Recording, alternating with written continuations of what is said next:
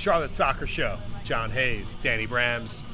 We're recording this on a thirsty Thursday in the QC at EPR, Elizabeth Parlor Room, the home of our Friday night watch party, 8:30 kick for Danny.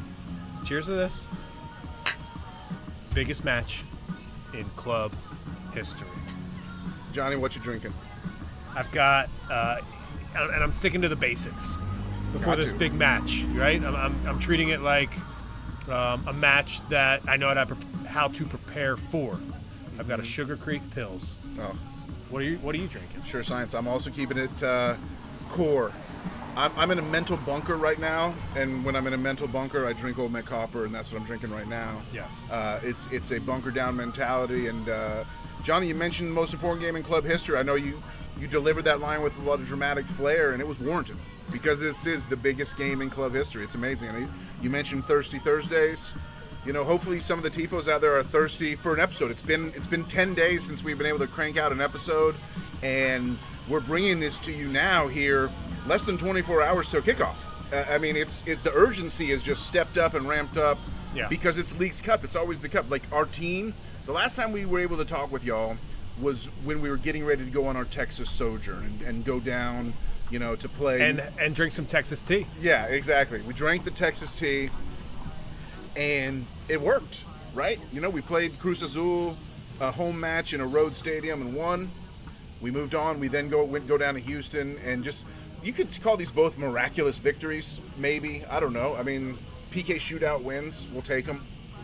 The magic of Big Patrick Ajimong, what he's able to do to score twice. It's like, here's the way I took it. Ajimong was so intimidating down to Houston that he turned one goal into two goals. He scored that first goal, and they're like, we're just going to kick it into our own goal again because we think he's just going to come down and score on us again. Like, that's kind of what happened with that. We're going. It's like when you're playing a golf hole, and the opponent just goes, "We concede." Yeah, exactly. It was like auto. You win the hole. Yeah, you win the hole, which wins the match. And I hadn't thought about it that way, but it was just Houston. They had a problem, Danny, and their problem was Patrick Ajimong. Right, and so now we move on, and so now we're going down to face the GOAT. And like I talked about urgency, I talked about thirstiness, I talked about everything. I'm craving this win, Johnny. Like this is like sort of a bunker episode we're about to do here for the next 30 minutes. Do you know what pisses me off? What pisses you off today? What pisses you off? What pisses you off now? That the hashtag MLS Season Pass has a emoji, and it's a pink goat. Yeah. Fuck that. I saw that earlier today on social media land, and I didn't like it. It was Miami's owner, Jorge Mas, tweeting some crowing nonsense about how Messi's arrival had more than doubled Apple Plus subscriptions, MLS season pass so you know what? This is kind of interesting though. You know who retweeted that? No one less than Tim Cook, the CEO of Apple. So it's a deep-seated conspiracy how important Messi is to not only MLS but to Apple, and how many powerful interests are lining up to like they can't have Messi go out in a quarterfinal. Like they need him. Like if you get to the semifinal, you're guaranteed 2 games because you lose the semi, you got the third place game. But things happen. You get past this weekend, Apple, and your little golden boy, your little golden goose that's printing all this money and selling all these subs for you is suddenly got 2 more guaranteed games. Why wouldn't you, who could blame the people in Cupertino, in New York City, in the MLS offices, who could blame them for wanting to see Messi move on to the semifinals and not giving a fuck what we think down here in Charlotte? Who could blame Andrew Wiebe, the bought and paid for mouthpiece water carrier for MLS status quo and gatekeeping, to come out here and just write off Charlotte's chances? Just absolute lunacy to just multiple times double down, both on streaming shows and on social media, that we have no chance, and that there's going to be he didn't say this, someone on his show said this, but he laughed along with the crowd that was saying, oh, this could be a 9-goal game. Charlotte they don't even press the midfield. They were saying this bullshit on MLS Extra Time. I wanted to puke, Johnny. It was tough to watch. It was frankly somewhat insulting as someone who's followed this club for a while and would do just about anything to have that job, to be sitting in that seat, right? You know, and even not even to have that job, to work on that production. right? Because I think we have the ability to produce a show like that and do it the right way. And I thought what he did was pompous, it was arrogant, and it was all about him. Right. It's like a hazing thing, right? It's like I thought as a culture in 2023 we were moving to the point where like hazing was sort of like considered, if not pure downright criminal, then it was at least kind of like in bad taste. But like these national media, they want to haze Charlotte FC and like act like we're not going to pay any attention to you to even pronounce your players' names correctly. We're not even going to pay that much enough attention they don't know anything about to a team that is a real franchise in this league you claim to love and work for, who pays your bills. I think it would behoove you to learn the pronunciation of Andrew Privet, not Privet, if you want to criticize our club while wearing our shirt, jackass. What country would Privet be? Is that Privet? Canada? Does it feel like a Canadian name? You remember when I said French Privet? Is that how you would pronounce that if he was a French player? Yeah. Privet is coming. Yeah, not a Marylander who went to Penn State. Privet. Privet. Be an American, please, Mr. Weeby. But didn't mean to go off on that extended rant, but as I started thinking about it, I appreciate it. Like it pissed me off, like the way that we're just being written off, and to the knowledge, the sheer. It's not even like tinfoil hat bullshit or conspiracy theorizing. It's just pure knowing that like every single person that does not work for or cheer for or love Charlotte FC is vehemently cheering against us this weekend. That's right, and that's why it's the biggest game in club history, Danny, and it's why that it takes a certain player to treat this game like a final, and the final that it is. So, in my opinion, we're seeing Christian Lattanzio and this squad play for a final right now. And what does that mean? That means you take extra steps in the build-up to decide what your lineup looks like. You ask, who can you depend on the global stage? Who can take a first touch that is class, not something that'll get you burnt on the back end? Christian Lattanzio has the task of his lifetime to create this lineup. And the boss, Ashley Westwood, he had and when I say boss, he's my boss. He's the captain. Right. Yes, right? Right. If like we're like on a jungle safari and there's two trails and Christian Lattanzio is like, hey, let's go this way, and Ashley Westwood goes, no, we're going this way. You know which way I'm going. He said something I thought that was really cool today. He said, speaking of media today, he said on Zoom, for me, he is the greatest ever. Speaking of Messi, to be up against that kind of opposition, you take it on. And you want to test yourself against the best players in the world. So we're really excited for that chance. But we want to go there and upset the party. He understands. Westwood knows that you can't go out there and be intimidated by this like GOAT aura factor that a lot of the league has shown in like the three games that Messi has faced MLS competition now. It might be two MLS, two League MX. Forgive me if I'm slipping that detail, but like everyone, whether it's League MX or MLS, everyone who Messi has faced so far in the Western Hemisphere has treated him with this deference on the pitch that has just been disastrous for their results. I'm thinking of Dallas. I am thinking of Atlanta, and Orlando. So it is Orlando. three. Yeah, so yes, it is three. three. Yes, but and that's there was a post on Instagram by ESPN FC that the caption read, "Look at Messi's immaculate movement off the ball." I mean, that's right up your alley. I know you're an off-the-ball watcher. And the video was just like Messi from the tip of the center circle in the opposition's half, just like jogging down into the box, and then the ball getting passed to him unmarked and scoring a goal. Right. And I was like, when I saw it, the first thought that I had was like, what the fuck? And this is what I do when I feel that way is I go one place. I go to the comments. Am I the only one that thinks this? Am I crazy? Yeah, exactly. And then like the first 5 posts were like, he's literally jogging in a straight line. Right. He's not doing anything special. He's not even being marked. This Charlotte FC needs to have this honest conversation amongst itself and say, hey, we need to mark him with one man. Yeah. And we could even double him. When we were talking the other night, and I said it could be a box and one in basketball terms. Yeah, so you can box and one Messi. I think he's a jogger at this stage in his career. He's 35 years old, soon to be 36. You know, I think he's 35 and a half. I don't know when you stop counting half years, probably before 35, but he's leaning towards 36. He's jogging all over the field and then just having all, like, I made this joke to a friend yesterday. He runs more to celebrate his goals than he does to play defense, against anyone so far for Inter Miami. He's not out there like giving the work rate of someone like Swiderski whatsoever, but he is the greatest of all time, and he doesn't need to work as hard to achieve better results than most people. That's just kind of part of what goes along with his talent. At the same time, I agree with you, man. We got to make him work. Could we box and one him?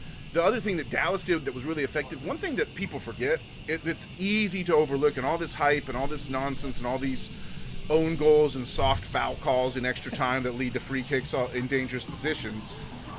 Dallas kicked these guys' ass. Dallas is up on these guys 4-2. And 3-1. Right, yeah. Dallas was up 3-1 and 4-2 and, like, gave the game away in the last 10 minutes. They were at 4-2 in the 80th minute.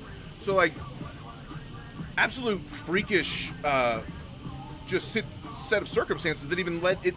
And I wouldn't necessarily say that, like, Leo Messi took this game by the scruff of the neck. Dallas kind of cratered and imploded. They started fouling too much. The Farfan own goal was off of another stupid foul. That one was a real foul, but it was a dumb one that led to a free kick that led to an own goal. Right. And then the free kick scored by Messi in stoppage time was a pretty soft foul in my book. But again, that's Dallas. We got to know. If we by chance happen to be tied or, for God's sake, leading in the last 10 minutes, like, you got to understand the fouls are going to be called you have to know that. Yes. You have to know that before the game kicks off, that if you get to that situation. We talked about the nervy finish against Houston up a goal. Yeah. Imagine how nervy that finish would be. I mean, against under pressure. Messi up a goal under pressure. Yeah. That's why we just got to be up by 2. Super late into the 90th minute. So here's what Dallas did that was so effective to get that 2-goal lead in the final 10 minutes that they pissed away. Yes. They didn't box and one Messi necessarily. What they did was they put Alan Velasco, he's like their hardest working player, on Sergio Busquets. And what that did was cut off the service to Messi. So it was much harder for Messi to get the ball in such like at speed and running into dangerous positions, and perfect balls over the top that, like, Busquets was serving against Atlanta and against Orlando, because what Dallas did was just make sure Busquets was under pressure the whole time, and that helped them. It didn't. Jordi Alba hurt him. Dallas was hurt wide, and so another thing I'm worried about in this matchup is that the things that we're bad against is attacks that is like counterattacks that swing wide for and there's no closeout, and then guys do whatever they want as far as scoring or serving balls. That's we're bad a at problem. that. Yeah. And Miami's been good at that. And then Miami's been bad at what Miami's bad at defending. I found these are the matching earrings. Oh, you're so sweet. Thank you for Thank doing you. that. Bye, Cheers. Have a good night. We've got to, we get interrupted on the pod. I got to call this out. We do it live. Yeah. It's a live show for a reason. Yes. Dahlias? Dahlias and dangles. Yeah, a dahlia. It's some people's favorite type of flower. Dahlias It's a and beautiful dangles. Yeah. And it was a great booth set up here tonight. A woman-owned business. She makes all of her own jewelry. And I purchased a nice necklace earlier, and she just gave me the matching earrings for free. It's a classy move. Johnny, not only is John a media pro, not only is John a soccer expert, but Johnny is a proactive husband. And what he saw tonight was some nice, some women out here trying to make something happen with little personal business they've got doing, selling their own homemade jewelry. And he said, maybe they got something for my wife. Why not? Yes. So he goes over and checks it out. He finds a nice piece that he buys, and then as they're leaving, they just packed up shop. They drop off, hey, have a free set of earrings that matches the necklace you just bought. So just double good. That's called giving to the universe, Karma. and the universe giving back to you. It's good karma, and that's bless it. and you know what, Danny, I appreciate you saying all that, because it's one of those nights where you see the sunset behind the city, Yeah. and you kind of realize where your feet are, and you say to yourself, this is exactly where I want to be. Yeah. Right? And to me, that's why I think that was a sign to tell us, like, you know, this ultimately, we've been talking about this match like it is life or death. Everything. Yeah. But this is my fandom's life or death. Right. But Right. I'm going to let that interaction be a sign to tell me that win or lose on Friday night, I just am so happy that Charlotte FC is going to get this stage. Sure. And the brand is going to go global for the first time. Right. There will be people watching. There will be people all around the world who've never even heard of Charlotte FC who will be watching this match on Friday night, which is great. And that's ultimately what I think I'm going to celebrate this weekend. Sure. They can't take that away. Win or lose, that cannot be taken away. I agree. Exactly. I'm going to celebrate that, and I'm also going to celebrate the Kyle Swiderski brace. Maybe. Yeah, that's the thing. I was starting to go into a whole thing about how the things that Miami's bad at are not necessarily our strengths, but it doesn't really matter. No, you're breaking down the game. Yeah, it doesn't really matter. It was a sign. What I wanted to say is I think you were speaking kind of more metaphysically and psychologically about being exactly where you want to be and knowing that, like, little interactions like what we just had in the middle of the episode kind of show you where your feet are planted and all that. And that's true, and that's great. And I know that's kind of where your head was at, and I love it, and I appreciate it. But you also kind of spoke a double truth, because we're here at EPR, and this is exactly where we want to be. Friday night, Yes, 100%, huge watch party yes. going on for the game. You know how it is. If you've been to the parties, you know the drill. We got all the screens, we got the audio, we got the bars, drinks flowing. If you haven't been to the parties, why not? I mean, like, what I've noticed is as the season's gone on, there's more and more, like, the club finally started throwing watch parties, and Top Bin figured out how he should try to sell some tickets for a watch party. But we've been throwing watch parties the whole time. I don't know. This was kind of our thing from the first road game of the season, and we're going to keep it going. In year 2, that was our it was like our mission goal statement. Yes, we said, hey, we're going to get these people together.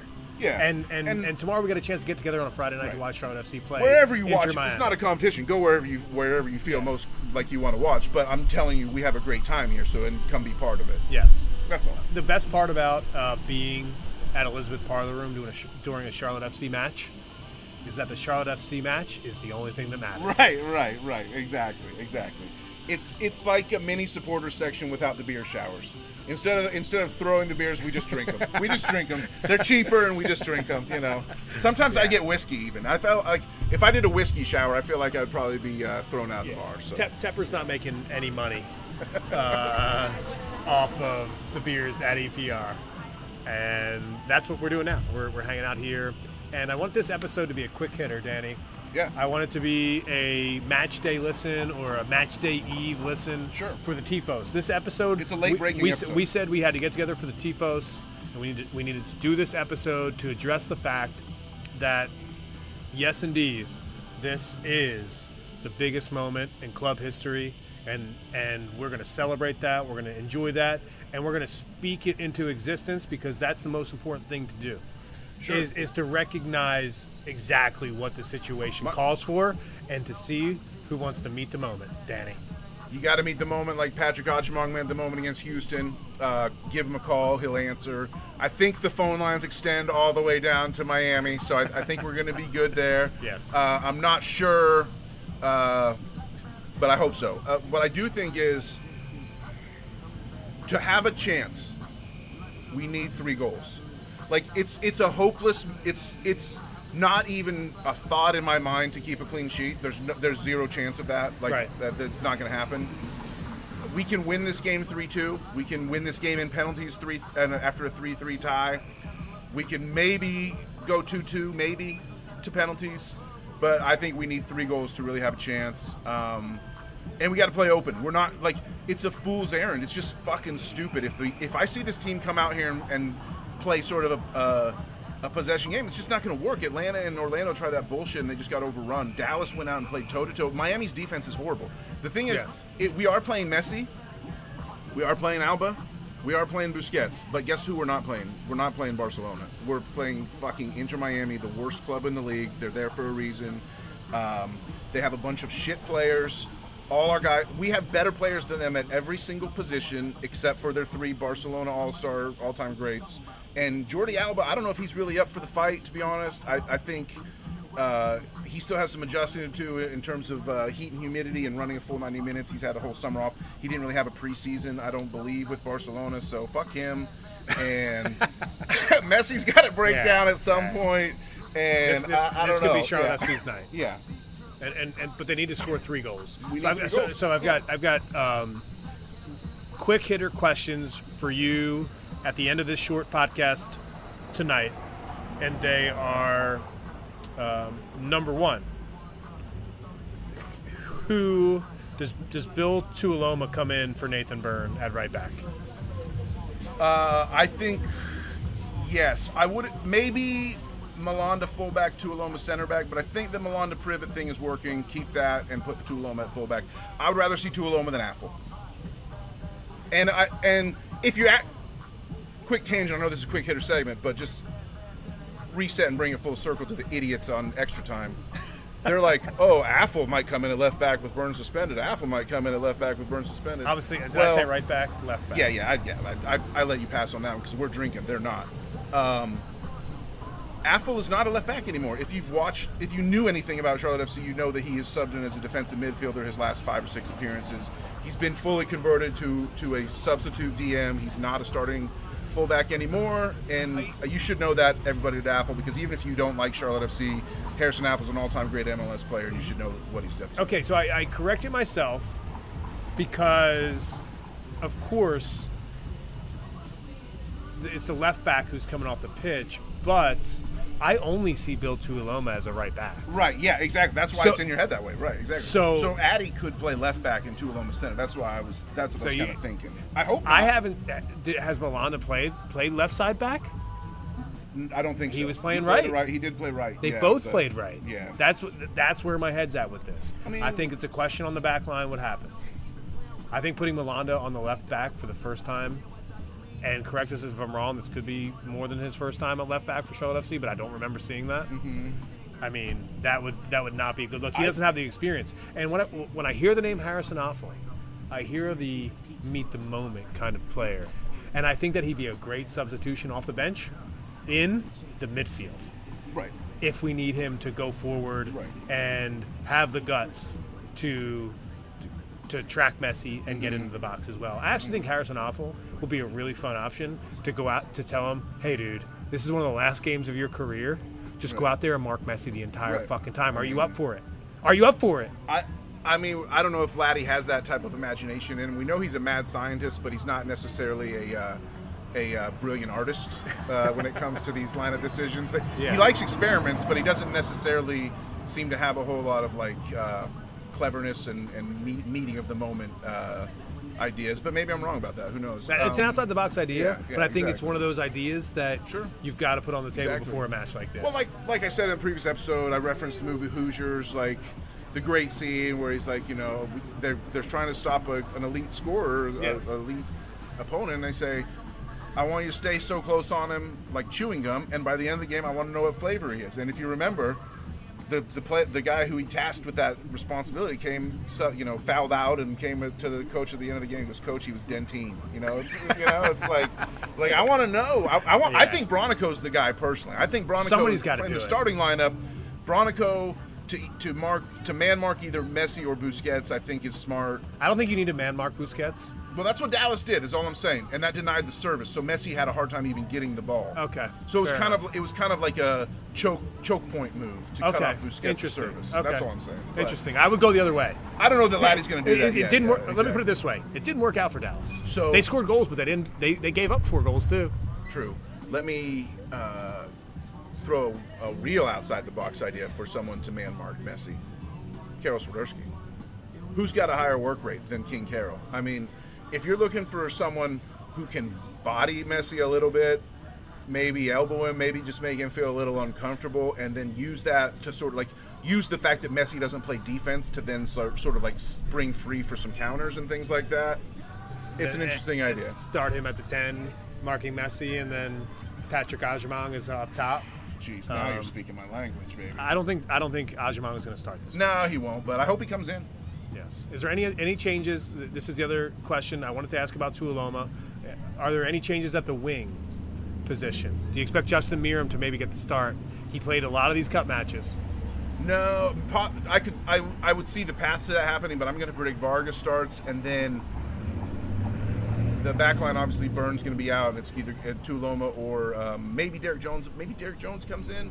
Maybe if Vladdy comes out with some sort of, like, it looks like 5 at the back, you know, like Jones and Tuloma are both in, and Arfield's out or something like that, I'm probably going to be pretty pissed. Actually, you might be pissed, but I think it's a realistic option if you have Tuoloma, Jones, and Privet as like a triangle. Triforce. And then on the outside you have Malanda and Lindsay. And Lindsay. Like I don't hate that idea.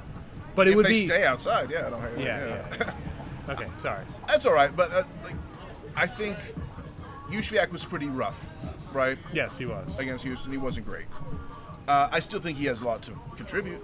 I don't say you necessarily say he was so bad that you just instantly bench him, but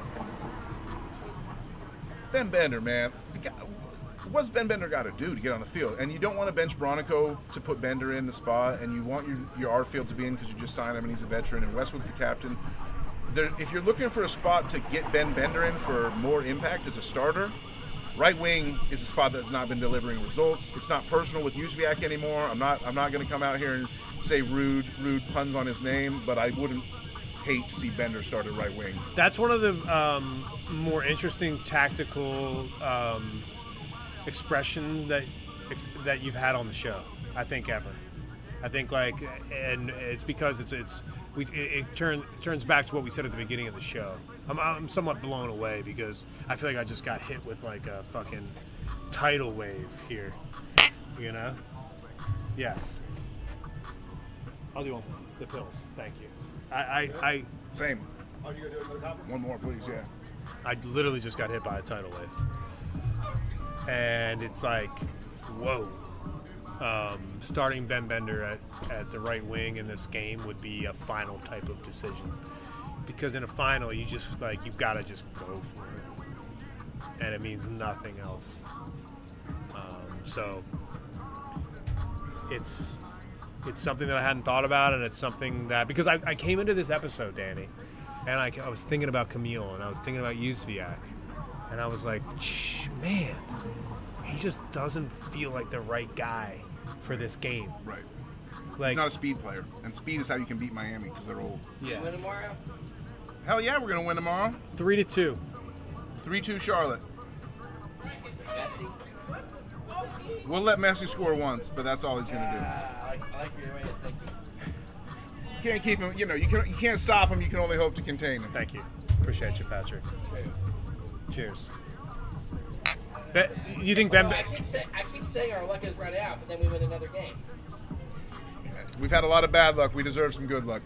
Ben Bender, right wing, to start the match would be a crazy move by Latanzio, but it just may work. You can't do that, man. He's a super sub. Don't mess up the process. You can't do it. It ain't broke. The post Terry Grotzer era, the only time the Steelers won the Super Bowl, and the first time they won, was all their games were away. It's got to be the same way for Charlotte. Interesting. The away, it's the vibes, the away vibes. Big Ben. Big Ben. You want to grab a beer and join you guys? We're wrapping up here now. All right. Yes, but please do grab a beer, and we're gonna have a nice conversation post podcast with our friend here at EPR. That's the type of place this is. This is one of the most serendipitous episodes of all time on the history of the Charlotte Soccer Show, and that's making me feel really good about tomorrow night. Just random shit has happened in the midst of trying to tape a quick hitter episode that has really, it's really metaphysical at this point. You got to soak it all in. There's something happening here. What it is ain't exactly clear, but I mean, what can I say? Dun, dun, dun, dun. It's the Charlotte Soccer Show. I'm John Hayes. He's Danny Brams. If you made it this far in the episode on a quick hitter to the 30-minute, this is when we say, this is for the TIFOs, baby. All the TIFOs hanging out here listening to this and putting up with our bullshit on this episode. We're so happy to have you here. We appreciate you listening to this show. and make sure you drop us a review. And make sure when you hop on, and make sure when you park on Elizabeth Avenue that you park your car inside the gold line. Some asshole is blocking the gold line with their car, flashing hazards, but they couldn't even stay inside the white lines. This is embarrassing. Bunch of hooligans in this town. On that note, I'll tell you this. For the crown, baby. baby.